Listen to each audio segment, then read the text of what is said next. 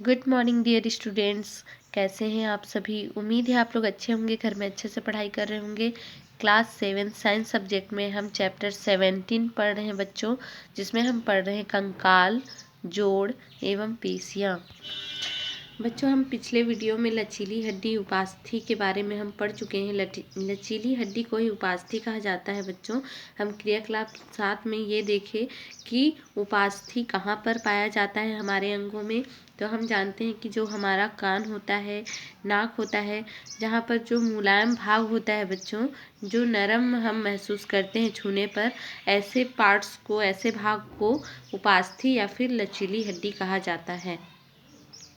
और यहाँ पे उदाहरण के तौर पे मेरुदंड के कशेरुकों के बीच में जो पाया जाता है, पसलियों और छाती के बीच में जो हड्डी पाया जाता है बच्चों, उसे भी उपास्थि या फिर लचीली हड्डी कहते हैं। आज हमें पढ़ना है 17.3 संधियाँ। और संधियाँ से ही आपको समझ में आना चाहिए बच्चों कि संधियाँ को ही जोड़ कहा जाता है, यानी कि दो चीज़ जब आपस में जुड़ते हैं तो जो जुड़ने वाला चीज़ होता है उसे ही संधि कहा जाता है। ठीक है। हमारा कंकाल कई छोटी बड़ी हड्डियों से मिलकर बना है।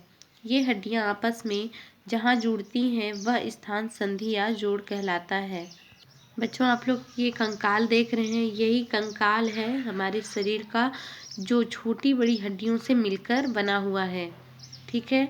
और यहाँ पर आप ये भी देख सकते हैं, यहाँ पर जोड़ है, ये हमारा कोहनी है, ये हमारा घुटना है, ये हमारा गर्दन है, ये हमारा कूल्हा है। आप लोग देख सकते हैं, ये इसे कूल्हा बोलते हैं, है ना, या श्रोणी मेखला कहते हैं।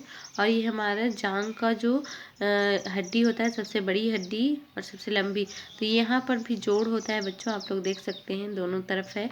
तो इस प्रकार से जोड़ होता है जिसे हम संधियाँ कहते हैं। बच्चों, आपको समझ में आ गया होगा कि ये हड्डियां आपस में जुड़ती हैं और वह स्थान जहां जुड़ते हैं बच्चों, उसे ही संधि या फिर जोड़ कहते हैं। इन जोड़ों के कारण ही हम विभिन्न अंगों को हिला डुला सकते हैं। अपने हाथ, पैर, गर्दन, कोहनी, घुटने आदि विभिन्न अंगों को मोड़कर विभिन्न जोड़ों की पहचान करें। कुछ प्रमुख जोड़ हैं, जैसे बच्चों देखिए यहाँ पर कंदूक या फिर खलिक्का जोड़ कहा जाता है, और इसे बॉल एंड सॉकेट भी कहा जाता है। तो क्रियाकलाप 8 में हम देखेंगे, आवश्यक सामग्री में हम फ्यूज बल्ब लेंगे, नारियल का खोल लेंगे। ठीक है। यहाँ डायग्राम में आप लोग देख रहे हैं कि ये बल्ब जो है फ्यूज है और ये नारियल का खोल है बच्चों। इसी प्रकार से हमें एग्जाम्पल के लिए लेना है। और यहाँ पर देखना है कंधे की हड्डी और हाथ की हड्डी। ठीक है। कंधे और हाथ की हड्डी के जोड़ को समझने के लिए आइए एक प्रयोग करें। तो हमें अपने कंधे और हाथ की हड्डी जहाँ पर जोड़ है बच्चों, उसे समझने के लिए हमें क्या करना है, एक प्रयोग करना है। एक छोटे फ्यूज बल्ब को एक नारियल के खोल में रखकर चारों दिशाओं में घुमाएं। ठीक है। चित्र 17.6। बच्चों, ये डायग्राम आप लोग को अच्छे से समझ में आ जाएगा। जैसे कि देखिए, ये जो बल्ब है ये थोड़ा छोटा है नारियल के खोल से, इसलिए बल्ब आसानी से इसमें रख लिए हैं। ठीक है। और इस बल्ब को क्या करना है, गोल गोल घुमाना है ना। गोल गोल इसको इस प्रकार से घुमाना है, जैसे इसे इस प्रकार से गोल गोल, है ना, ये घूम रहा है, आप लोग देख रहे हैं। तो इसमें रखने के बाद बल्ब को भी चारों दिशाओं में गोल गोल ऐसे घुमाना है बच्चों। तो देखिए, इस तरह का जोड़ ही कंदुक या फिर कंदुक खलिक्का जोड़ कहलाता है। इसमें गति सभी दिशाओं में होती है। ऐसा जोड़ जांघ की हड्डी और श्रोणी मेखला में भी पाया जाता है। चित्र 17.6 को देखकर पहचान करें कि आपके शरीर की कौन सी हड्डी बल्ब की तरह और कौन सी हड्डी नारियल की खोल की तरह कार्य करती है। अपनी बाह को सीधा खींचकर चारों ओर घुमाकर इस जोड़ को महसूस करें।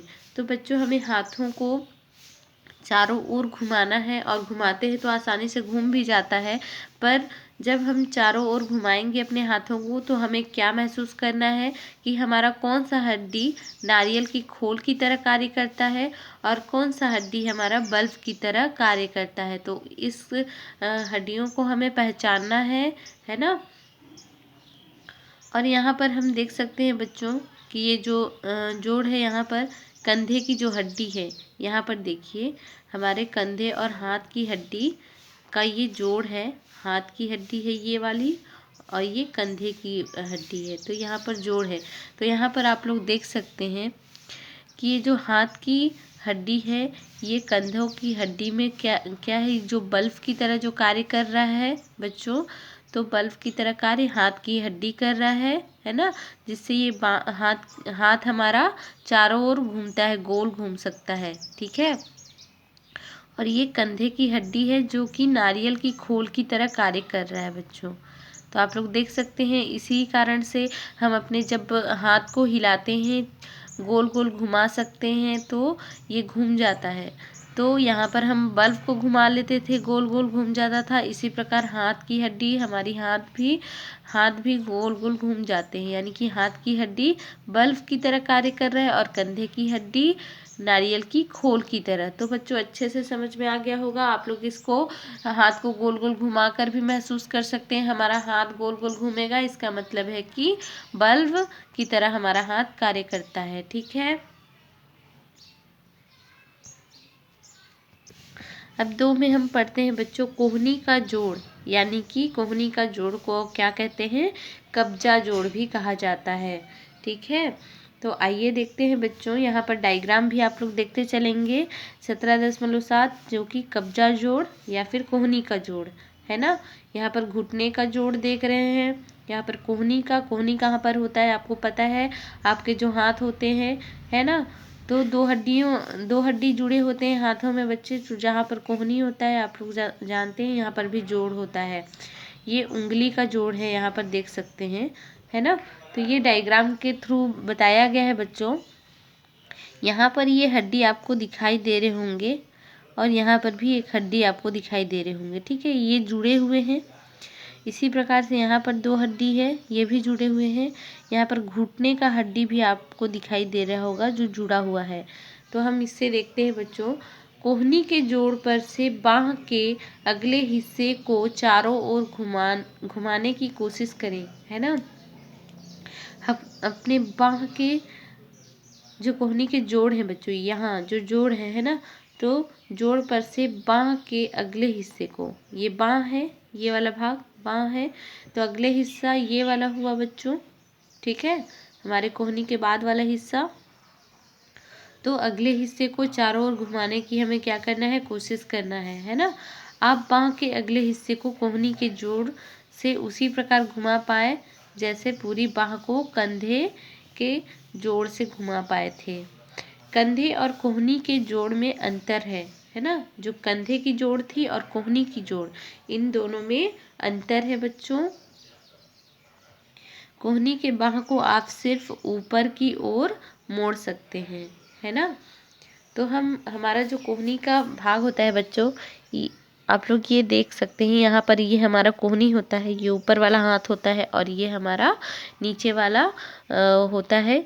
तो हम ऊपर की ओर इस प्रकार से मोड़ सकते हैं, ठीक है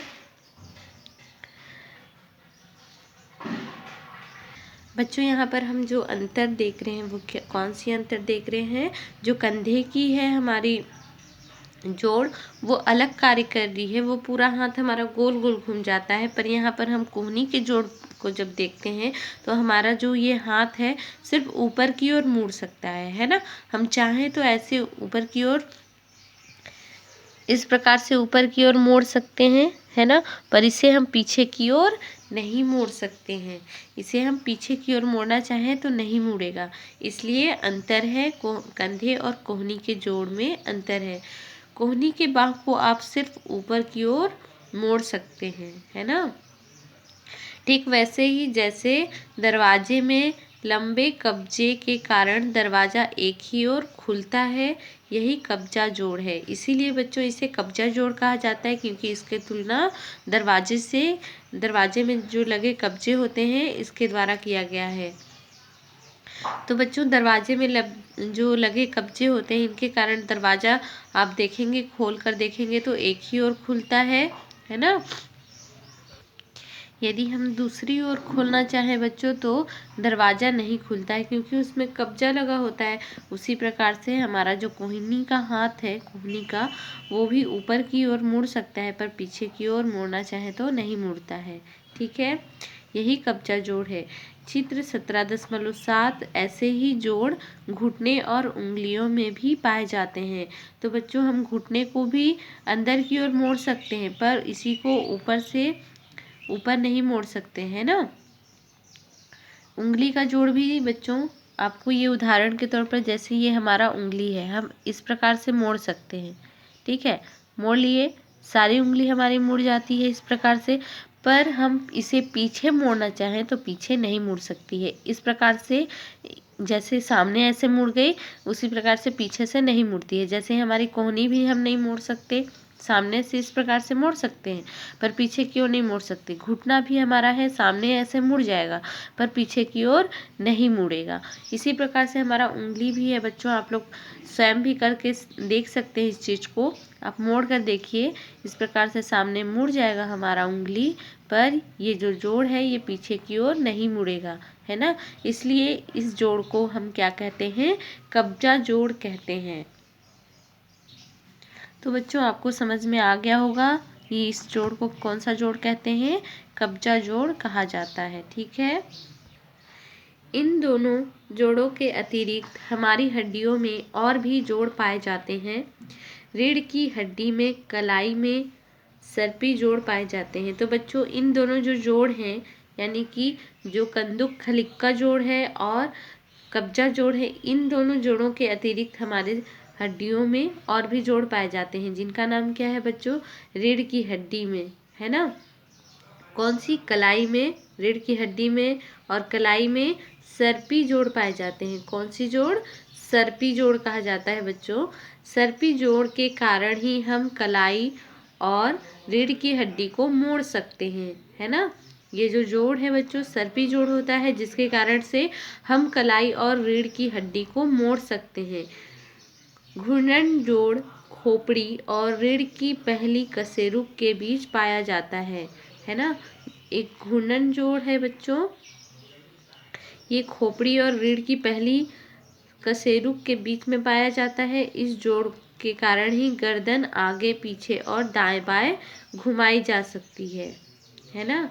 तो आइए देखते हैं कहाँ पर हमारा जो सर्पी जोड़ है पाया जा रहा है, किस प्रकार से पाया जा रहा है। खोपड़ी और रीढ़ की पहली जो कशेरुक के बीच में पाया जाता है घूर्णन जोड़, इसके बारे में हम देखते हैं। आइए, यहाँ पर आप लोग देख सकते हैं बच्चों, ये हमारा जो है रीढ़ की हड्डी है, ये वाला पार्ट्स, ये हमारा रीढ़ की हड्डी होता है। ठीक है, यहाँ हम देखते हैं कशेरुक के मध्य और रीढ़ की हड्डी के बीच की जो हड्डियाँ होती है, सर्पी हड्डी, सर्पी जोड़ कहते हैं जिसे बच्चों। तो यहाँ पर आप लोग देख सकते हैं, जैसे सांपों में हड्डियाँ जो सल्क दिखाई देते हैं, इस प्रकार से कटा कटा, इस प्रकार से ये जुड़ा हुआ है ना। ये एक दूसरे से इस प्रकार से जुड़े हैं, जिसकी वजह से हम हड्डी के जोड़, जो हड्डी रीढ़ की हड्डियाँ होती हैं, इसके कारण से हम मोड़ सकते हैं, मोड़ के बैठ सकते हैं, झुक सकते हैं, है ना। तो बच्चों, ये आप लोग ये भी देख सकते हैं कि जो हमारा खोपड़ी है ना, खोपड़ी के अंतर्गत ये सभी पार्ट्स आते हैं बच्चों। नीचा जबड़ा, ऊपरी जबड़ा, निचला जबड़ा, नाक का गड्ढा, नाक की ऊपरी हड्डी, आँख का गड्ढा और कपाल। ठीक है, ये खोपड़ी है बच्चों। खोपड़ी और गर्दन के यहाँ पर जो कंधे की जो हड्डी होती है ना, गर्दन की हड्डी, यहाँ पर भी एक जोड़ होती है बच्चों। यहाँ पे देख सकते हैं, ये जोड़ होती है, जिसके कारण से हम अपने जो खोपड़ी है, यानी कि हमारा जो सिर है, हम अपनी गर्दन को आगे पीछे दाएं बाएं सभी ओर मोड़ सकते हैं, है ना। तो ये घूर्णन जोड़ के कारण से होता है बच्चों। डायग्राम के थ्रू आपको अच्छे से समझ में आ गया होगा कि सर्पी जोड़ के कारण ही हम अपने जो हाथ की कलाई होती है बच्चों, इसे हम घुमा सकते हैं, रीढ़ की हड्डी को भी मोड़ सकते हैं। तो आप लोग अपने हाथ की जो कलाई होती है इसे आप लोग घुमाने की कोशिश करें इस प्रकार से गोल गोल। तो ये देखिए घूमता है, ये इस प्रकार से गोल गोल हम घुमा सकते हैं, है ना। ये देख रहे हैं आप लोग, इस प्रकार से हम गोल गोल जो घुमा पा रहे हैं कलाई को अपने, तो ये किस कारण से, ये सर्पी जोड़ के कारण से, है ना। इसी प्रकार हम अपने हेड को भी आगे पीछे दाएं बाएं घुमा सकते हैं, है ना। तो ये जो हम अपने गर्दन को घुमा पाते हैं ये घूर्णन जोड़ के कारण और सर्पी जोड़ के कारण हम अपने कलाई और रीढ़ की हड्डी, यानी कि जो हमारी गर्दन से लेकर पूरे कमर तक पीछे की ओर रीढ़ की लंबी हड्डी पाई जाती है बच्चों, उस रीढ़ की हड्डी को भी हम मोड़ सकते हैं। यानी कि जब वो रीढ़ की हड्डी मुड़ता है तभी हम झुक पाते हैं बच्चों। तो ये सभी जोड़ के सर्पी जोड़ के कारण होता है। तो आइए अब देखते हैं 17.4 पेशियाँ। अब हम पेशियों के बारे में पढ़ेंगे बच्चों। तो आपने पढ़ा है उठने, बैठने, चलने, फिरने, झुकने, गर्दन मोड़ने जैसी क्रियाएं हड्डियों में हुई गति के समन्वय संपन्न होती हैं, है ना। तो बच्चों यहाँ पर देखते हैं ये इतनी क्रियाएं हम करते हैं, उठते हैं, बैठते हैं, चलते फिरते हैं, झुकते हैं, अपने गर्दनों को मोड़ते हैं बच्चों। तो इन जैसी हम जितने भी क्रियाएं होती हैं ये हड्डियों में हुई गति के से संपन्न होती है। जो हड्डियों में गति होती है बच्चों, तो हड्डियों में हुई गति के कारण से ही, गति से ही संपन्न होती है। लेकिन हड्डियां अपने आप गति नहीं कर सकती, है ना। जो हड्डी होती है बच्चों वो अपने आप गति नहीं कर सकती हैं। इसके लिए शरीर में त्वचा के नीचे कुछ मांसल्स रचनाएं हिलती हुई दिखाई देती हैं। जो हड्डियां हिल रही हैं बच्चों, इसके लिए क्या होती है, हमारे शरीर में जो त्वचा है, त्वचा के नीचे में कुछ क्या है, मांसल है। तो मांसल रचनाएं पाई जाती हैं जो कि हमें कैसी दिखाई देती है, हिलती हुई दिखाई देती है। यही क्या है बच्चों, यही पेशियां हैं। आप पेशीय ऊतक के बारे में पढ़ चुके हैं। आइए देखें पेशियां गति करने में किस तरह मदद करती हैं। तो पेशियां जो है बच्चों ये किस प्रकार से गति करने में मदद करती है, इसे हम क्रियाकलाप के द्वारा समझेंगे। क्रियाकलाप 9 में हम देखते हैं अपने दाएं हाथ की मुट्ठी, है ना। यहाँ पर आप लोग देख सकते हैं बच्चों, डायग्राम के थ्रू भी समझने की कोशिश करेंगे। जो दाएं हाथ की मुट्ठी है ना, हमारे राइट हैंड की मुट्ठी बांधकर कंधे को छुएं। तो बच्चों ये दाएं हाथ की मुट्ठी है, बांधने के बाद इस प्रकार से मुट्ठी को बांधे रखने के बाद में क्या करना है, इस प्रकार से मोड़ना है ना। ये सामने की ओर ही मुड़ती है बच्चों, आपको पता है, क्योंकि यहाँ पर कब्जा जोड़ पाई जा रही है। और जब ये मुड़ती है तो अपने मोड़ने के बाद में अपने कंधे को छूने की कोशिश करना है, ठीक है। तो यहाँ देखिए बाह के ऊपरी भाग में हुए परिवर्तन को ध्यान से देखिए, है ना। जब हम मुट्ठी बांधते हैं बच्चों और कंधे को छूने की कोशिश करते हैं तो यहाँ पर आप लोग देख सकते हैं जो हमारा कंधा होता है, ये जो बाह होता है ऊपरी भाग, है ना, तो यहाँ पर कुछ परिवर्तन दिखाई देते हैं। तो इस परिवर्तन को ही आप लोग देख सकते हैं, आप लोग खुद भी करके देखिए, ये परिवर्तन आपको अपने हाथों में दिखाई देंगे। बाएं हाथ से इसके फूले हुए भाग को दबाएं। अब हमें क्या करना है, ये जो फूला हुआ पार्ट्स दिखाई दे रहा है, भाग दिखाई दे रहा है बच्चों, इसे हमें क्या करना है, दबाकर देखना है। आप लोग जानते हैं जब हम मुट्ठी बांधते हैं और अपने हाथ को इस प्रकार से मोड़ते हैं सामने की ओर, अपने बाह को छूने की कोशिश करते हैं, तो ये जो पार्ट्स होता है ऊपरी वाला भाग हाथ के, ये क्या होता है, फूल जाता है ना। और ये फूले हुए भाग को हमें छूकर महसूस करना है, छूकर देखना है। इस फूले हुए भाग में मांसपेशियां हैं। तो बच्चों इस फूले हुए भाग में क्या है, मांसपेशियां हैं जो कि बाह को इस तरह मोड़ने से कड़ी हो गई है ना। जब हम इस तरह से मोड़ते हैं तो ये कड़ी हो जाती है, ये मांसपेशियां जो कि बाह को इस तरह मोड़ने में कड़ी हो गई है। चित्र 17.8 यह कड़ापन मांसपेशियां के सिकुड़ने के कारण है। ये जो कड़ापन है इसको जब छूते हैं हम तो बहुत कड़ी महसूस होती है बच्चों। तो ये किस कारण से है? ये कड़ापन मांसपेशियों के सिकुड़ने के कारण से होता है। हाथ को वापस पुरानी स्थिति में लाएं। फिर हाथ को हम वापस पुरानी स्थिति में लाएंगे तो देखिएगा अब मांसपेशियों में क्या परिवर्तन हुआ। तो मांसपेशियों के संकुचन और शिथिलन से हड्डियों में गति होती है ना। संकुचन और शिथिलन मतलब समझते हैं। संकुचन मतलब जब वो छोटी हो जाती है कोई भी चीज़, है ना, छोटा हो जाता है, सिकुड़ता है, उसे ही संकुचन कहते हैं। और शिथिलन शिथिलन उसे कहा जाता है बच्चों जो पुनः अपनी स्थिति में आ जाता है। जैसे हम रबड़ देखते हैं, है ना, नॉर्मली रबड़ देखते हैं बच्चों। यहाँ पर आप लोग रबड़ देख रहे हैं बच्चों, ये देखिए इसकी ये स्थिति है ना, ये अभी अपने शिथिलन स्थिति में है। जब हम इसे और इस प्रकार से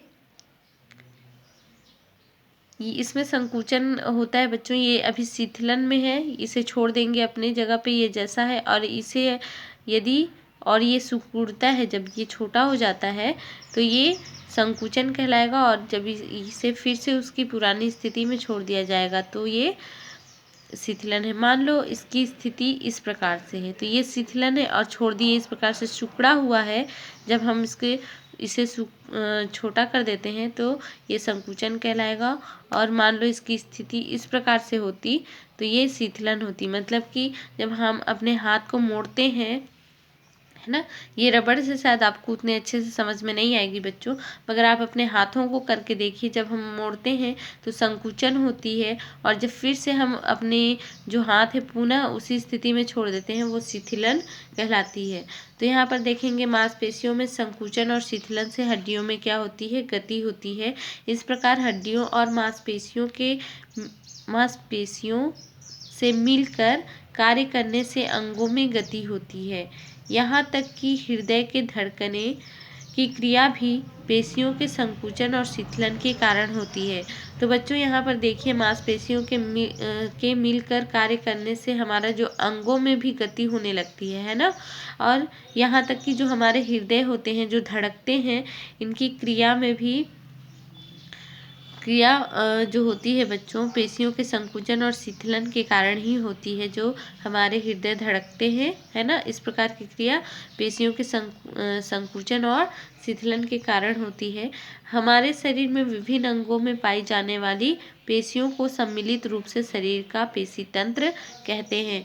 तो बच्चों हमारे हमारे शरीर के अंगों में विभिन्न अंग यानी कि अलग अलग अंगों में जो पाई जाने वाली पेशियां हैं, इन पेशियों को सम्मिलित किया जाता है। और सम्मिलित रूप से जब शरीर का पेशी होता है उसे हम पेशी तंत्र कहते हैं। अब हम देखते हैं बच्चों क्रियाकलाप 10। क्रियाकलाप 10 में हम ये पढ़ेंगे कि बाँह को सीधी रखकर, है ना, अपनी बाँह को सीधी रखकर अपनी उंगलियों को बारी बारी से मोड़ें और सीधा करें, है ना। हम अपने बाँह को क्या करेंगे? अपनी उंगलियों को बारी बारी से मोड़ें और सीधा करना है, ठीक है। बाँह को हमें सीधा रखना है ना। और उंगलियों को क्या करना है? बारी बारी से इस प्रकार से ऐसे बारी बारी से मोड़ना है, ठीक है। इस प्रकार से ये हमारे बाँह रहेंगे, और ये हमारी बाँह की रखकर हमें सीधा रखना है अपने बाहों को, ठीक है, एकदम सीधा रखना है। और उंगलियों को इस प्रकार से बारी बारी से इस प्रकार से मोड़ना है, ठीक है, इस प्रकार से।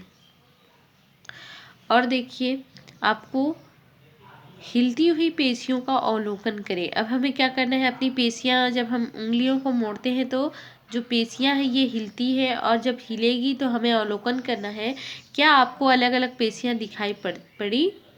खड़े होकर अपनी जांच को अपने दोनों हाथों से कस कर पकड़ें। घुटना ऊपर उठाकर टांग को आगे पीछे हिलाएं और जांघ की पेशियां का हिलना महसूस करें। तो बच्चों यहाँ पर आप लोग डायग्राम देख रहे हैं बच्चों, जांघ की जो पेशियां हैं इसको हिलना महसूस करना, है ना। इस प्रकार से आप लोग जांघ को पकड़ेंगे, है ना, और अपने पैर को हिलाएंगे डुलाएंगे, और क्या आप पता करेंगे? अपने जांघ जो पेशियां हैं बच्चों उसे महसूस करेंगे, है ना, पेशियों को का हिलना महसूस करेंगे। अब जांघ की पेशियों को हिलाएं बिना टांग को हिलाने की कोशिश करें। अब क्या करना है, जो जांघ है इसकी पेशियों को हिलाए बिना हमें क्या करना है, जो घुटना है बच्चों, घुटना से इधर की जो हमारे टांग है बच्चों, इसको क्या करना है, इसको हिलाना है, हिलाने की कोशिश करना है। और क्या होता है, तो चित्र 17.9, क्या आप ऐसा कर सके, है ना। तो हमें क्या करना है, हिलाए बिना टांग को हिलाने की कोशिश करना है, यानी कि हमारे जांघ की जो पेशी है वो हिले बिना टांग को हिलाने की कोशिश करना है। तो क्या होता है बच्चों, ये जब आप लोग करोगे तो और अच्छे से समझ में आएगा क्या होता है। देखिए, अपने शरीर के अन्य अंगों जैसे घुटना, उंगलियों, अंगूठा आदि को हिला डुला कर देखें और पेशियों का हिलना महसूस करें।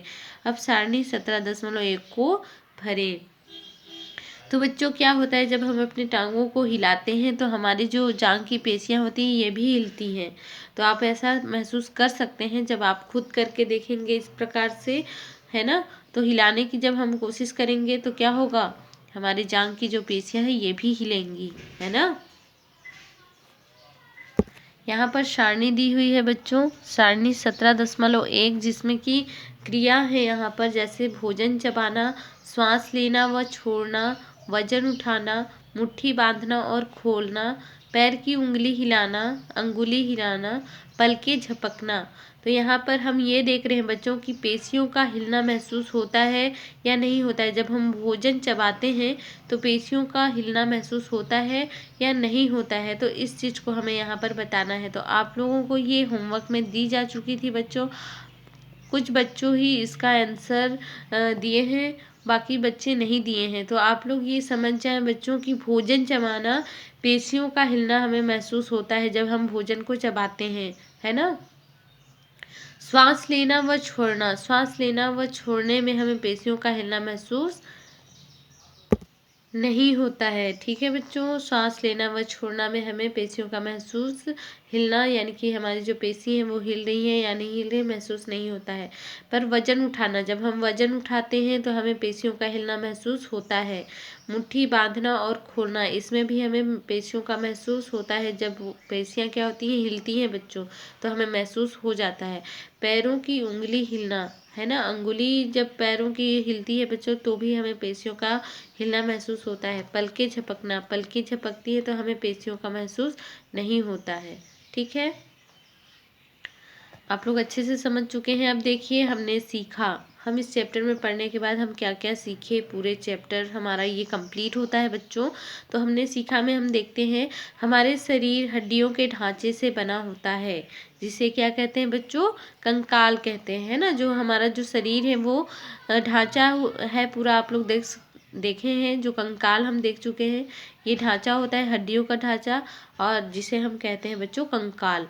खोपड़ी के अंदर मस्तिष्क सुरक्षित रहता है। ठीक है, जो हमारा मस्तिष्क है ये खोपड़ी के अंदर सुरक्षित रहता है। रीढ़ की हड्डी कशेरुकाओं के से मिलकर बनी होती है। जो हमारी रीढ़ की हड्डी है ये कशेरुकाओं से मिलकर बनी होती है। पसलियाँ छाती में पिंजरे के समान रचना बनाने में सहायक है। तो जो पसलियाँ हैं बच्चों, ये छाती में पिंजरे के समान, आप लोग देख चुके हैं, है ना, इसे कहा जाता है पसलियाँ। ठीक है, यहाँ पर आप लोग डायग्राम में देख सकते हैं, इसे पसली कहा जाता है, और ये एक जाल के पिंजरे के समान आपको दिखाई भी दे रहे होंगे। तो ये पिंजरे के समान जो पसलियाँ हैं वो रचना बनाई हुई है। अंश मेखला से हाथों और की तथा श्रोणी मेखला से पैरों की हड्डियाँ जुड़ी रहती हैं। तो अंश मेखला जो है बच्चों किसे कहा जाता है और श्रोणी मेखला किसे कहा जाता है, आप लोग देख चुके हैं। तो अंश मेखला से हाथों की और श्रोणी मेखला से पैरों की हड्डियाँ जुड़ी रहती हैं, आप लोग देख सकते हैं। और एक बार आपको डायग्राम से अच्छे से समझ में आएगा। यहाँ पर आप लोग देख रहे होंगे बच्चों, जो हमारा श्रोणी मेखला होता है, यहाँ से हमारे पैर की हड्डियाँ जुड़ी हुई है ना। और हमारा जो अंश मेखला है, यहाँ देखिए, कंधे की हड्डी को ही अंश मेखला कहा जाता है। और यहाँ से ये जो कंधे की हड्डी है, इससे हमारा हाथ जुड़ा हुआ है। तो समझ में आ गया बच्चों आपको।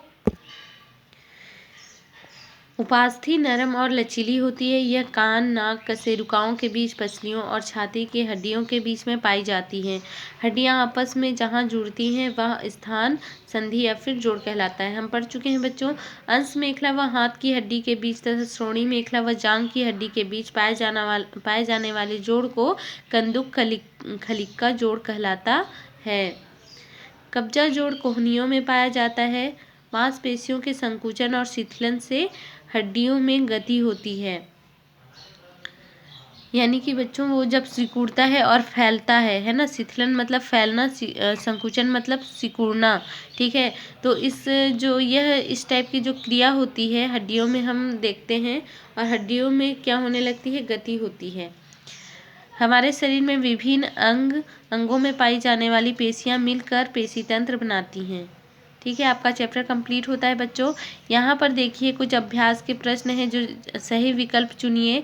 ये सही विकल्प चुनकर आपको होमवर्क में बताना है बच्चों। ये आप लोगों का होमवर्क है, सही विकल्प चुनकर बताना है। कंदुक खलिक्का जोड़ पाया जाता है तो कहाँ पर पाया जाता है? कशेरुकाएँ पाई जाती हैं, कहाँ पर कशेरुकाएँ पाई जाती हैं? और यहाँ पर जो निम्नलिखित कथनों को सुधार कर लिखें, इसे भी आपको सुधार कर लिखना है। ये आप लोगों का होमवर्क है, ठीक है बच्चों। ये चैप्टर कंप्लीट होता है। हम नेक्स्ट वीडियो में नेक्स्ट न्यू चैप्टर स्टार्ट करेंगे, चैप्टर 18, ठीक है। Bye bye, take care.